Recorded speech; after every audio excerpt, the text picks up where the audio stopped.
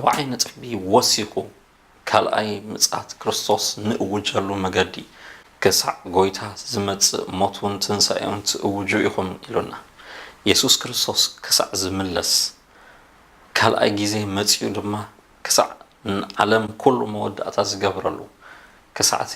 እታ ዝተመደበት ጊዜ ናይ ቤተ ክርስቲያን ናይ ብክርስቶስ ዝኣምኑ ሰባት ኩላቶም ሓላፍነቶም ሞትን ትንሣኤን ክርስቶስ ምእዋጅ ምጽአቱን እናተጸበና ካልኣይ ምጽአቱን እናተጸበና ነቲ ዝመጽእ ጎይታ እናኣወጅና ብዛዕብኡ እናተዛረብና ክንጽበይ ከም ዝግብአና ድራ ጎይታ ብዝወሰድና መጠን ናብ ድሕሪት ኣይኮንናን ንጥምት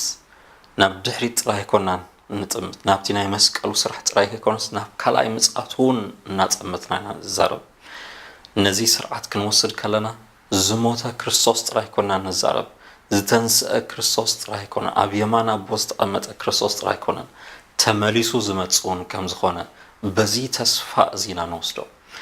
እቲ ንመዘከርታይ ዝብል ስርዓት ንኢየሱስ ክርስቶስ ናይ ቀደም ታሪኽ ክንዝክር ጥራይ ኣይኮነስ